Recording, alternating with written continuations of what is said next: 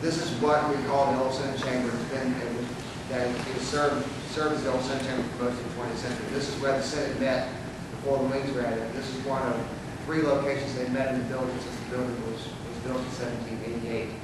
The room you see it architecturally is the way it looked before the wings were added. The carpet you see on the floor has a hem of dogwood in it. The clerk and the Senate and I worked at the carpet mill to come up with this design. The lighting in this room, we also work with the lighting manufacturer to come up with something that shows the point from going from gas to electric. So the globes at the very top, you'll see dogwoods etched in them.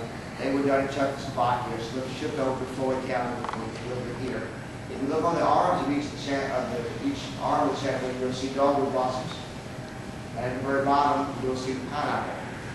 The leaves at the base of the chandelier are acanthus leaves, and you'll see those in both chambers. This room color-wise, the color you see below the chair rail is what was found and where the room was painted in the early 20th century. We found above the chair rail was very, very, very mint green. And the clerk and Senate and I didn't like that, so we brought into this room a color that was found in the building, dusty yellow. The window treatments are based on photographs of the room early 20th century. All the windows in the cabinet have roller shades, which were popular during that period of time. They're much easier to maintain position lines. And the outside of the blind are dark green. So if the lights are out and the blinds, no matter where the shade is, it gives the appearance that the whole window is dark. Didn't know that, but I learned that. Keep in mind, the Queen came in this room. She came up the portico steps and came in the building. She went in this room, and of course, one of the things she sees is the valley of Yorktown. Storming a redoubt 10. This painting was done in the 1840s by an artist who obviously wasn't at Yorktown, but it's amazing how he captured our victory over the British there. He also painted a sister painting of the Battle of New Orleans, which hangs in the Capitol of Baton Rouge, Louisiana. But you see the little man in the red uniform, the little pot-bellied there's cornballs being taken, the American flag going up, the British flag coming down. If you look out and see the cannon here, the cannon sort of there, the soldier with the gun. If you look to his left and under the flag, you see some ship masts there. If you look behind him, towards the edge of the painting, you see some ship masts there. Yeah. The mast on the right are the French fleet blocking the British fleet on the York River. And below the guy holding the gun, there's a man on a white horse. You see that? Mm-hmm. That's George Washington on the white horse. Mm. I was reminded about American history, when the British surrendered to Yorktown, Cornwallis did not surrender, he sent somebody else. Excuse me, where did you say the white horse was? Oh, he is, you see the cannon wheel? Oh, see the guy with the gun to the right of the to the left of the cannon wheel? He's hanging right down there. You see him?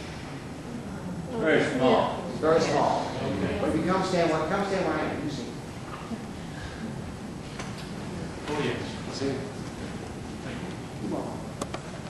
Other artwork in the room, if you look on the wall to your left, that's John Rockefeller. You say, why is John Rockefeller in this room? Anybody know? Williamsburg? Yes. Money, that's right. He's Virginia's second honorary citizen because of his giving of millions of dollars to restore what we know as Point Williamsburg. The painting in front of us at the very top is Royal Governor Lord Culpeper, John Smith, and Pocahontas. The rest is she appeared when she went to England.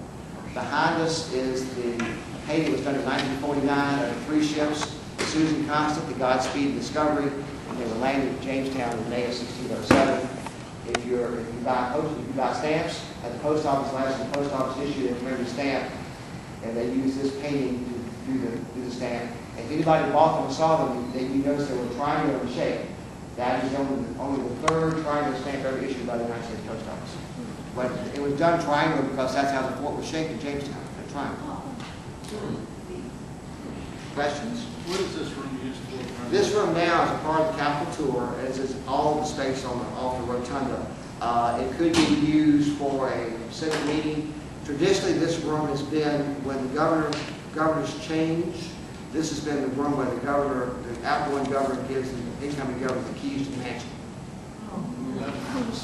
I can add something to that. When the Senate we have late night meetings and have to go to committee.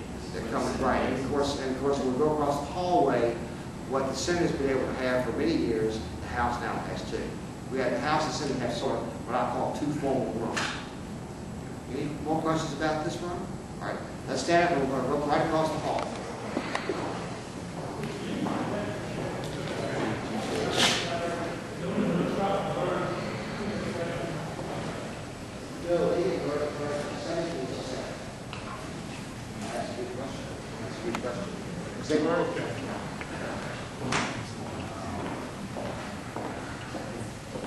This is called the Jefferson Room, and you can sort of see why it's called the Jefferson Room.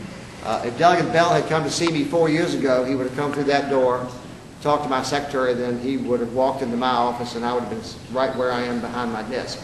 So I come for sentimental purposes. I'll come down and stand here and say, "Okay, fine."